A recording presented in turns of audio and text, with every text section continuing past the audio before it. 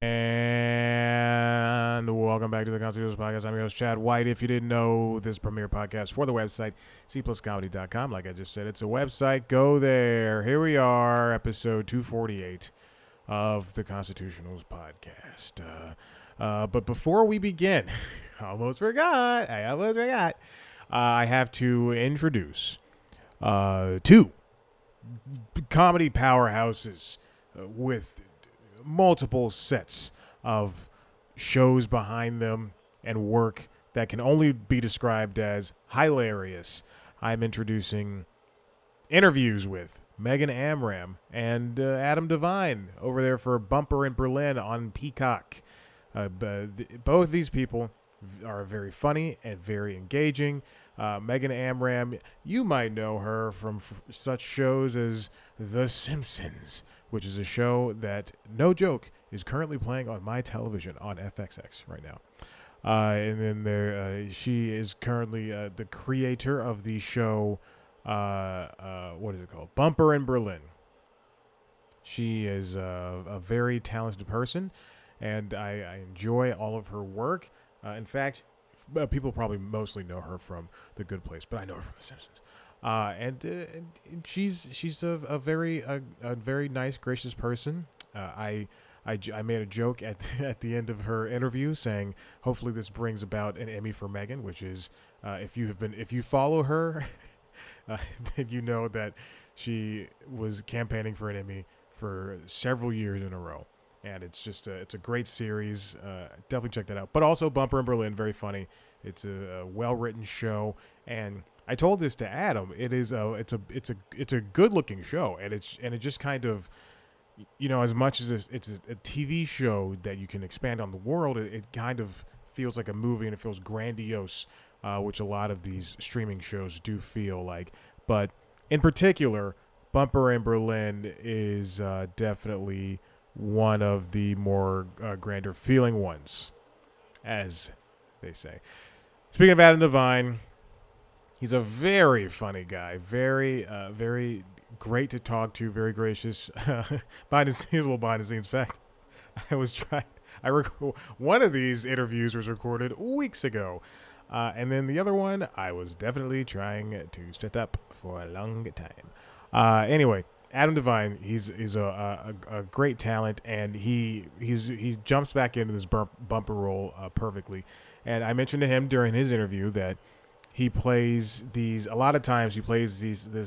characters that are kind of needy and I would almost say pathetic. I don't want to use that word. I don't want to use pathetic, but I would almost say that where they want to be liked. Like in Workaholics, he wants to be liked, and Bumper in Berlin, he wants to be liked. Uncle Grandpa, he's the coolest pizza Steve ever. But in Sam I Am and Green Eggs and Ham, he wants to be liked by his mom, or by the guy who Michael Douglas plays. Who's that character? Doesn't matter. Bumper in Berlin. Check out these two interviews I did with Megan Amram and Adam DeVine. Check out Bumper in Berlin on Peacock, if you so dare, if you so choose. It's not a scary show. I don't know why I say it like that. And when we come back, we will continue with the show. Let's go.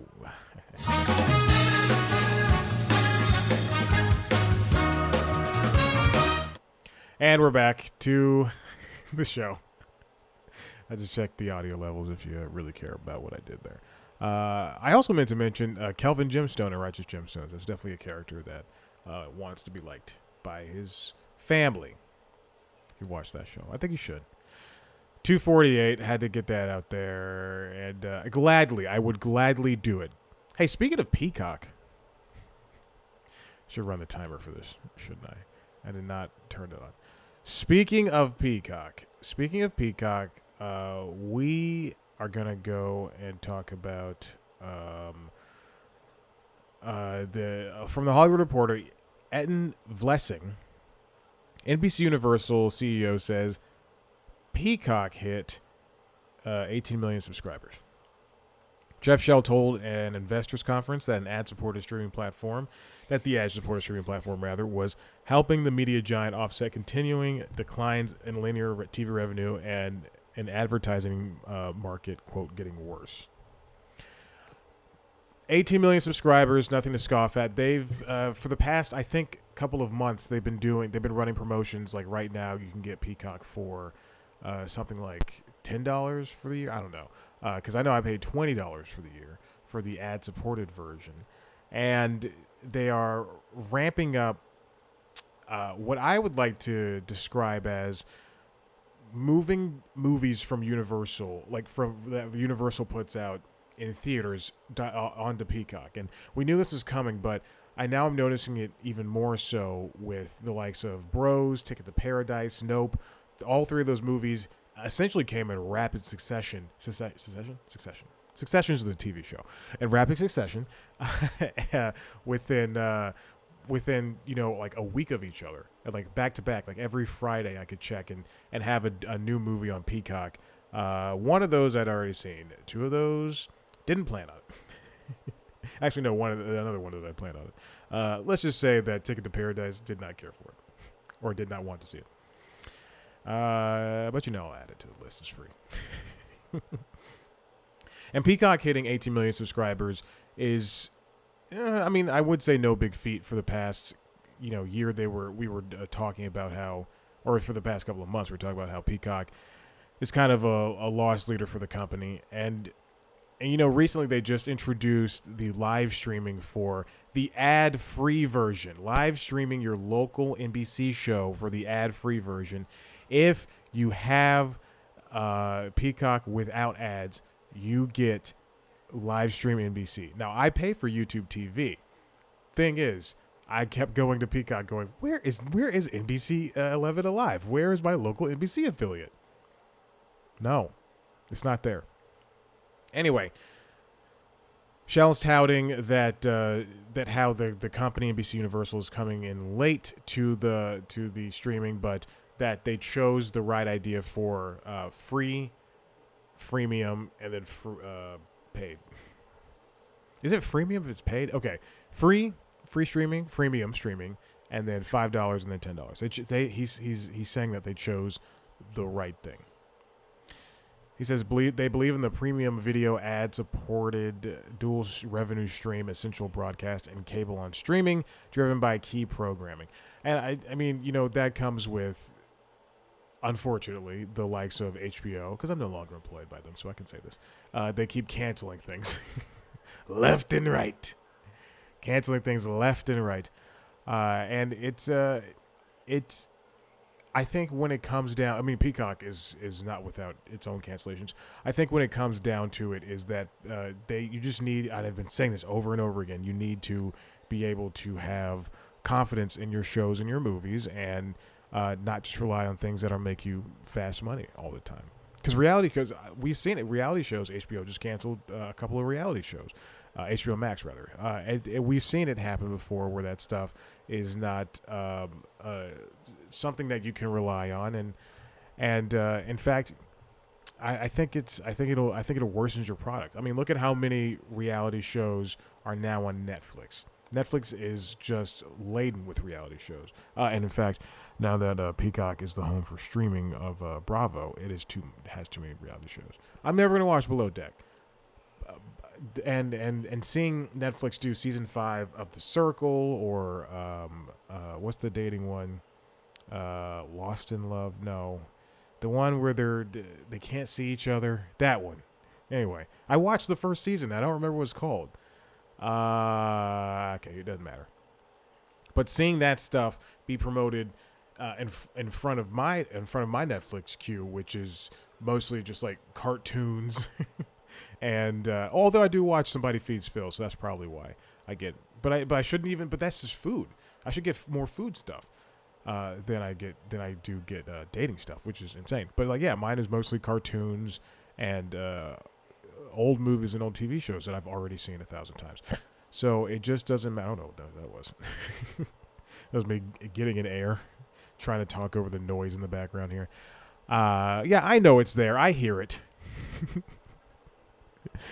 But yeah, Peacock is in the right spot for. They did launch with the exact thing that they probably should have, because now Disney Plus has ad-supported stuff, and that launched last week. Netflix has ad-supported tiers and that, or tier rather, than that launched several weeks ago. HBO Max has it. Paramount has it. We can't escape it. And at some point, we're going to see Apple TV with it. And Prime has a freebie. And those are the major streaming platforms. As I look at my phone here and see which ones I'm missing, those are the major streaming platforms, and it's going to be impossible to escape ads now at this point. I mean, even years ago when Netflix launched, I would have said that was we were in good, and we should have not taken it for granted. Because I see people, online all the time talking about how they've never seen ads, and I'm just like, well, you are lucky people, because you're not. I mean, you're wasting all that money to watch stuff when you could just pay $5 for a Peacock and not have to worry about spend another $5. I don't know what I'm talking about anymore. Hey, let's move on to this other story. This comes from Deadline, written by Max Goldbart. BBC's to have fewer linear broadcast services in long term and consolidate under one brand, reveals Tim Davies. Now, BBC is the distributor for most of the television in over there up in England land, and it is to have to consolidate their TV networks. I mean, it's like if Disney said, okay, we're only going to have ABC, ESPN, and FX, and Disney Channel. We're only going to have 4 channels as opposed to the 10 they own, and they're going to put everything onto there and then do a lot of stuff with streaming. But BBC is a public service broadcaster, so this is kind of more realistic and more severe than what I just described with Disney. Tim Davie didn't elaborate on an RTS talk that morning, but Deadline understands it could be several years until the move is enacted. The speech signaled the start of a shift to taking linear channels online only that will start over the next decade. Because that's what they are, as they put it. Davies preparing for the digital future. What they have now is they've got BBC News Channel, BBC News World, BBC 4, BBC 3, BBC 1 and 2. They know their channels as, 1, 2, and 4, and all that stuff.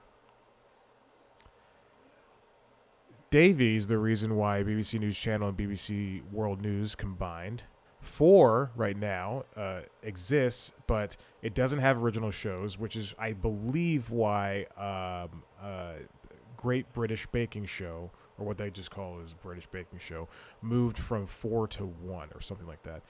To many people surprised, the youth skewing BBC 3 went in the opposite direction, relaunching as a linear channel earlier this year.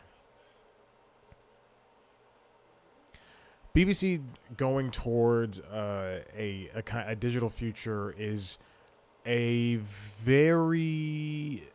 This is a conversation, they're right, for 10 to 20 years from now, because it's if PBS, which is I think you're supposed to get free channels, and that is one of the ones you're supposed to get for free with rabbit ears or with an antenna hooked up to your television. I believe, I don't know, and I don't know if England and BBC in Europe, if they operate in the same vein as the FCC over here in America. But I do think that this is kind of foretelling what could happen to, again, networks like PBS over here, which is something that everybody can have. But as internet becomes more readily available, and it is still not as readily available in a lot of places around the United States, at this point, it should be an inalienable right, like food and water, which aren't always inalienable rights.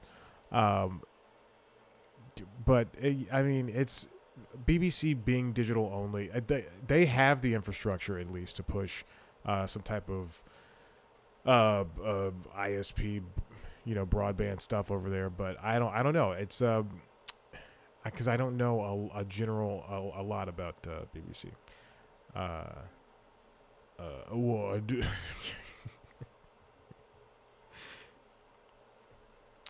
Let's see. They're going to invest in the BBC brand and move faster to regulate for future success. they want to own their IP, more or less. BBC's current 5.3 billion quid annual income can just about keep the corporation afloat, with prices soaring and license fee frozen for the next 2 years. And there you have it. Hey, but speaking of, I mentioned Disney earlier. This comes from CNBC. Written by Lillian Rizzo, Alex Sherman, Sarah Whitten. Who will be Disney's next CEO? Here are the top contenders to succeed Iger. There are a few people. Disney's not going to just rest on the laurel that Iger is the only person that can run the company for the next couple of years. Iger's got I don't know if it's a contract, but he's going to be with them for at least 2 years, it looks like. Yes, it is going to be 2 years. Who are the people that could potentially take his spot? Well, there's one woman in the lead. Yes, I said woman. This comes from Deadline. Joe Goldsmith, Dominic Patton. Disney's Christine McCarthy emerges as top CEO contender to succeed Bob Iger. CFO was King Killer, who took down Bob Chapek. Well, again, this broke over the weekend. Chapek was supposed to introduce what's his name, Elton John, at that last concert that aired on Disney Plus, and then at the last possible second, Iger was brought back to Disney, and Chapek's dreams were dashed. Imagine you get to introduce one of the biggest musical acts in the world, and then all of a sudden, you gotta be like, "What? My dream is gone." I laugh, and apparently, that can happen to anybody. It can happen to me. Now, one of the people, as the CNBC article states, was Dana Walden. And if you follow any type of entertainment business news, hey, no. Gotta tell cats not to do stuff. Dana Walden is has been with the Disney company for a minute now. Let me double check. She's got her own Wikipedia page. She was with the Fox Television Group, the FTG as I call it. But she's been with she's been with Disney since June 2022. She got a couple of kids. She arrived at Hulu. Wait, hold on. Let me see. Oh, okay. All right. So she's the chairman of Disney General Entertainment Content, overseeing ABC Entertainment, ABC News, Disney branded television, and just a bunch of other stuff, as well as Hulu, Freeform, and some other junk. She helped. She's helping lead this company right now. She's won a Lifetime Achievement Award from Harvard Undergraduate Women in Business. She's accomplished a lot, and she's now helping run one of the biggest companies in the world. Excuse me, she's been with Disney since 2019, but she replaced Peter Rice in 2022 when he was let go by Chapek. I think Dana Walden is one of the people that they could definitely choose, because she's doesn't have that much controversy. Doesn't have any controversy from what I can tell. And she's helped Chapek usher in the turn of Scarlett Johansson's pay dispute. Did she? One of his missteps was the pay dispute. Anyway, Walden took her role in June after Rice was ousted by Chapek. Like Rice, Walden came to Disney in 2019 as part of the Disney's acquisition of 21st Century's Fox's assets. At the time when she was brought up to the big league, to Rice's job rather, Disney's board had put its support behind Chapek. Still, Walden lacks experience on business decisions and has focused her time on the creative side. Peter Rice could come back. There's also Alan Bergman. Hold on, we talked about Walden. I want to talk about Christine really quick. Christine McCarthy is definitely one of the reasons why Chapek had to leave. Currently, we'll get to that in a second. She's currently the CFO, Veteran Chief Financial Officer. Her and Walden would also be the first female CEOs in Disney's 100-year existence. CFOs are key managers, but more often than not low profile, working behind the scenes, emerging during earnings season, and occasional investor conferences. Rarely do they take center stage, especially in the heat of the battle among the troops, into a messy ouster of their boss, and rarer do they still become king. I got to change the lighting on this because it's getting too dark over here for me. It's getting too dark. There we go. And there we go. Things you can do on the fly. A steady hand in the previous Iger regime, and when Chapek was in charge, McCarthy was influential in helping to successfully engineer a string of mergers and adept at raising and husbanding cash during the depth of COVID. Not a fan of that. I am definitely not a fan of that. I think she's of the money manager person is someone who could lead the company. But again, remember what happened when we put a business person in charge of Disney, where they ruined it. I mean, Chapek. They took the company down to a level where it just didn't make sense, and treating it like it's a business as opposed to treating it like it's a business as opposed to a family business. And I think that is a good way to put it, because Iger runs with it on an emotional level, but isn't that what Disney is in the end? Even if they are a business where they were afraid to talk about queer stuff and do race stuff. I mean, in the end, it's still something where you're supposed to all come together as one big family and love each other and blah, blah, blah, blah, blah. There's also Alan Bergman, who has been with Disney for 2 decades plus 25 years. He's the chairman of Disney Studio Content and spearheaded the integration of Iger's acquisitions into Disney's overall content pipeline. So he's the reason why Disney Plus is for families and kids, and Hulu is for everybody, I guess. I don't know. It's supposed to have all the R-rated, M-rated stuff, R-rated stuff, but now that's on Disney. Doesn't matter. In addition, Bergman has rapport with many creatives in Hollywood. I believe, and don't quote me on this. Bergman is he could have chatted with Scarlett Johansson instead of making it a whole live kerfuffle out in the public. But I believe Bergman might be a producer as well. Don't quote me on that. Okay. Alan Bergman, Disney, Wikipedia. Walt Disney Studios division. Well, he's a chairman. We know that. Yeah, you can definitely see his name on movies like The Lion King, Jungle Cruise, Cruella, Frozen, Zootopia. Yeah, you can definitely see his name all over Disney Hollywood.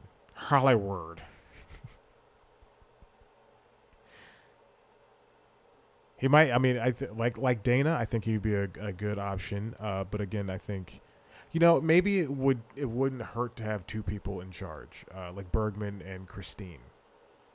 I know I skipped over Dana, but I'm sorry. And if he has a relationship with Disney creatives already, then you can have left brain, right brain doing their thing. Now, the CNBC article also floats outside possibilities, which is a definite thing that can happen, but working within the company is much smarter than working outside of. And they have people like Kevin Mayer, who's the co-founder and co-chief executive officer of Candle Media, chairman of Dazen Group. Yeah. And I don't know who this guy is, and I don't really care for him. But it's like when Howard Schultz came back from leaving. He left Starbucks, and then he was gone for 2 years, and he came back, and now he's leading the company and crapping on unions and everything.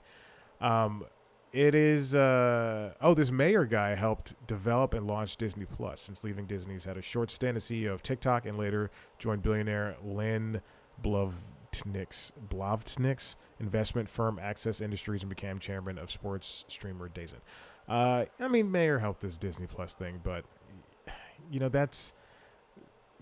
I think what it takes is to run Disney and short to run any company, any of these, from Paramount to Warner. I think you have to have a relationship with the talent. You have to have a business mindset, but you also have to know when you are wrong. And it's is it humility? Is it what? What is it in the end? But when you find out, when you recognize that you don't have all the answers, and that bulldozing your way through letting people go and firing them or canceling shows, as is the case at Warner Bros. Discovery, or just having the carelessness to turn Disney from again, I'm not the biggest Disney fan, but turn it from this family empire. And again, it was before let's let me get this straight. Before Chapek, it was bad. There were things where you just go, ooh, Disney is just on the wrong side of history here. However, it is when there are points where when Scarlett Johansson has to go public with how little she made, and when the world's population of queer folk are held essentially at gunpoint in Florida, and you won't make a decision either way. Companies like that now have to make that choice, and there is a right way and a wrong way, especially in that don't say gay thing and with the Scarlett Johansson thing. But there's a time to talk and there's a time to not talk or listen. I don't want to say listen because the company's not going to listen, but there is a time to talk and a time to listen, and Chapek just didn't do that. At some point I'm thinking this is partially true of Zaslav over at, and I'm not saying this because I was let go, because my contract wasn't renewed, but there's a point where these people aren't listening, but now, I think Zaslav kind of is slightly turning around with hiring Guardians of the Galaxy guy. What's his name? The guy who keeps putting his wife in things. The guy who thinks that music is a personality. What is his name? James something. What is his name? Guardians of the Galaxy. I refuse to look it up. I have the computer in front of me. Anyway. But yeah. Is there anything wrong with Bob Bakish? I follow Bob Bakish on LinkedIn. Is there anything wrong with him? So far, I'm not seeing anything wrong. Nothing racist came up. But these companies all have to talk about profitability and how, and in the end, how everything works and if it'll work for them. So you can't really be too mad. Any Hoosers, I'm done with this.